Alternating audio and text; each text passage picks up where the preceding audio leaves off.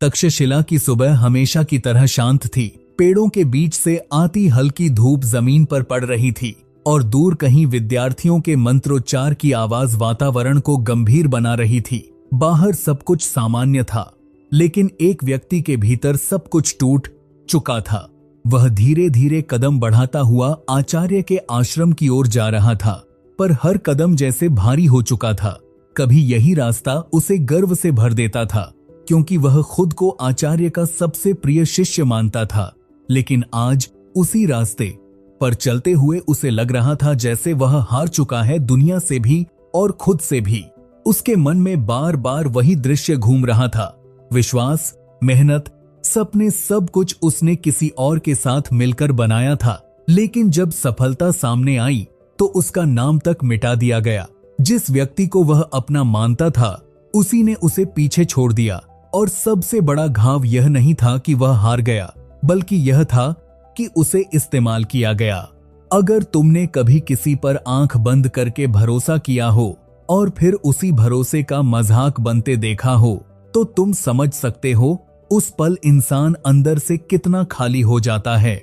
उसी खालीपन के साथ वह आज अपने गुरु के पास जा रहा था, क्योंकि अब उसके पास कोई जवाब नहीं बचा था। आश्रम के द्वार पर पहुंचकर वह कुछ पल रुका, जैसे खुद को संभालने की कोशिश कर रहा हो। उसे पता था सामने आचार्य चाणक्य बैठेंगे, वही तेजस्वी आंखें, वही शांत चेहरा जो मन की गहराई तक देख लेता है। लेकिन आज उसे डर भी लग रहा था, क्योंकि कहीं न कहीं वह खुद जानता था कि समस्या सिर्फ दुनिया नहीं है, समस्या उसके अंदर भी है। और उसे बिल्कुल अंदाजा नहीं था कि आज उसे जो सुनने को मिलेगा वह सिर्फ एक सलाह नहीं होगी, बल्कि उसकी जिंदगी का सबसे कड़वा और सबसे शक्तिशाली सच होगा। आश्रम के अंदर प्रवेश करते ही उसने देखा आचार्य चाणक्य अपने स्थान पर शांत भाव से बैठे थे। उनके सामने दीपक जल रहा था, जिसकी लौ बिल्कुल स्थिर थी, जैसे आसपास की हवा भी उनकी उपस्थिति का सम्मान कर रही हो। शिष्य ने जैसे ही उन्हें देखा, उसके भीतर दबे हुए भाव अचानक जागने लगे। वह कुछ पल खड़ा रहा, फिर धीरे से उनके चरणों में बैठ गया। लेकिन आश्चर्य की बात यह थी कि आचार्य ने उससे कुछ पूछा नहीं। उन्होंने बस एक गहरी नजर उस पर डाली और फिर शांत होकर आंखें बंद कर लीं। उस मौन में एक अजीब सा दबाव था, जैसे बिना शब्दों के भी सब कुछ कहा जा रहा हो। कुछ देर बाद आचार्य ने आंखें खोली और बहुत साधारण स्वर में पूछा, मन भारी है? बस इतना ही, कोई लंबा प्रश्न नहीं, कोई जिज्ञासा नहीं, सिर्फ एक वाक्य। और यही वह क्षण था जब शिष्य का संयम टूट गया। उसने अपने साथ विश्वासघात की पूरी कहानी बता दी। कैसे उसने किसी पर भरोसा किया, कैसे उसकी मेहनत का श्रेय छीन लिया गया, और कैसे आज उसे लग रहा है कि दुनिया में ईमानदारी की कोई कीमत नहीं। बोलते बोलते उसकी आवाज कांपने लगी, लेकिन आचार्य का चेहरा बिल्कुल शांत रहा, जैसे यह सब सुनकर भी उन्हें कोई आश्चर्य नहीं हुआ। शिष्य को लगा था कि आचार्य उसे सांत्वना देंगे, उसके साथ हुए अन्याय पर दुख जताएंगे। लेकिन कुछ पल की चुप्पी के बाद आचार्य के होठों पर हल्की सी मुस्कान आई और उन्होंने कहा, तुम्हें पीड़ा धोखे की नहीं है।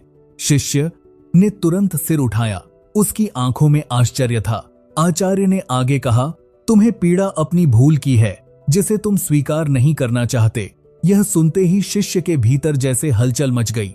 उसे लगा गुरु उसकी पीड़ा को समझ नहीं रहे, बल्कि दोष उसी पर डाल रहे हैं।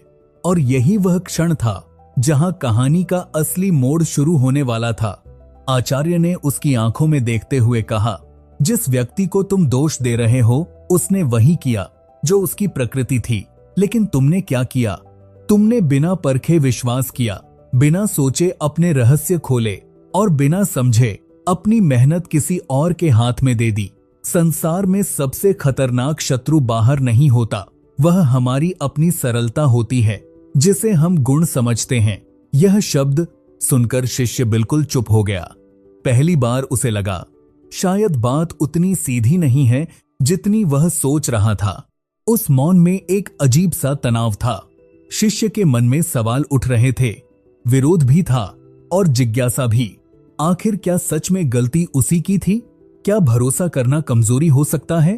और शायद यही वह क्षण था जब आचार्य उसे जीवन का वह सिद्धांत बताने वाले थे जो सिर्फ धोखे से बचने का नहीं बल्कि जीवन में अजय बनने का रहस्य था।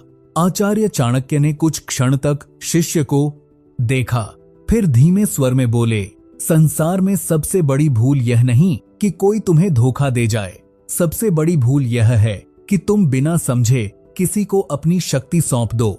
शिष्य ध्यान से सुन रहा था।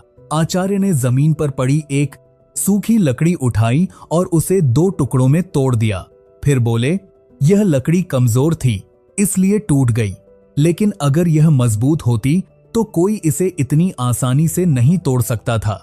ठीक उसी प्रकार जब इंसान के अंदर विवेक नहीं होता तो दुनिया उसे तोड़ देती है और उसे लगता है दोष दुनिया का है। शिष्य ने धीमे स्वर में पूछा, तो क्या भरोसा करना गलत है गुरुदेव? आचार्य हल्का मुस्कुराए, भरोसा करना गलत नहीं, लेकिन अंधा भरोसा करना मूर्खता है। संसार में हर व्यक्ति तुम्हारे हित के लिए नहीं चलता, हर व्यक्ति अपने हित के लिए चलता है। जो यह समझ लेता है वह कभी टूटता नहीं। फिर उन्होंने आगे कहा, याद रखो, अपनी योजना, अपनी कमजोरी और अपनी मेहनत का पूरा सच कभी किसी को मत बताओ जब तक वह तुम्हारे परिणाम का हिस्सा बनने के योग्य सिद्ध न हो जाए। यह सुनकर शिष्य को पहली एहसास एहसास हुआ कि गलती सिर्फ सामने वाले की नहीं थी, उसकी अपनी भी थी। आचार्य ने उसकी ओर झुकते हुए कहा, तुम्हें लगता है तुम्हारा श्रेय छिन गया, लेकिन सच यह है कि तुमने अपना श्रेय सुरक्षित रखना सीखा ही नहीं। युद्ध में सैनिक तलवार से नहीं हारता, वह अपनी असावधानी से हारता है। जीवन भी एक युद्ध है और जो अपनी रणनीति छिपाना नहीं जानता वह हमेशा उपयोग किया जाएगा। यह शब्द सीधे शिष्य के भीतर उतर रहे थे। उसे लगने लगा कि यह सिर्फ सलाह नहीं, जीवन का कठोर नियम है। फिर आचार्य ने एक और गहरी बात कही, जब तक तुम्हें लोगों की जरूरत रहेगी लोग तुम्हारा उपयोग करेंगे। जिस दिन तुम इतने सक्षम बन जाओगे कि तुम्हें किसी सहारे की आवश्यकता न हो, उसी दिन लोग तुम्हारा उपयोग करेंगे, आरा सम्मान करेंगे। यह सुनकर शिष्य के मन में जैसे बिजली सी दौड़ गई। उसे समझ आने लगा कि असली शक्ति दूसरों पर भरोसा करने में नहीं, खुद को इतना मजबूत बनाने में है कि कोई तुम्हें इस्तेमाल करने की हिम्मत ही न करे। आचार्य ने अंत में शांत स्वर में कहा, धोखा देने वाला दोषी नहीं होता, वह तो अपनी प्रकृति निभा रहा होता है। असली जिम्मेदारी उस व्यक्ति की होती है जिसने बिना सोचे अपनी सीमा खोल दी। यह सुनकर शिष्य पूरी तरह मौन हो गया। उसकी आंखों में दर्द अभी भी था, लेकिन अब उस दर्द के साथ एक नई समझ भी जन्म ले रही थी और शायद यही समझ उसकी जिंदगी को बदलने वाली थी। आचार्य चाणक्य के शब्दों के बाद आश्रम में कुछ देर तक गहरा मौन छाया रहा।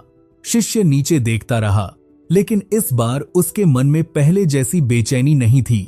दर्द अभी भी था, धोखे की याद भी थी, लेकिन अब उसके साथ एक नई स्पष्टता जुड़ चुकी थी। उसे पहली बार समझ आया कि दुनिया को दोष देना आसान है, लेकिन खुद को बदलना ही असली शक्ति है। उसने धीरे से सिर उठाया और उसकी आंखों में अब कमजोरी नहीं, एक शांत दृढ़ता दिखाई दे रही थी, जैसे भीतर कुछ टूटकर खत्म नहीं हुआ आस का पत्तेवत को, बल्कि नया बनना शुरू हुआ हो। वह आचार्य के चरणों में झुक गया और बोला, गुरुदेव, आज मुझे समझ आया कि हार मेरी मेहनत की नहीं थी, मेरी समझ की थी। मैंने लोगों को परखा नहीं, बस भरोसा कर लिया। आचार्य ने उसके सिर पर हाथ रखा और कहा, याद रखो, बुद्धिमान व्यक्ति धोखे से दुखी नहीं होता, वह उससे सीखता है, और जो सीख लेता है उसे फिर कोई दोबारा उपयोग नहीं कर सकता।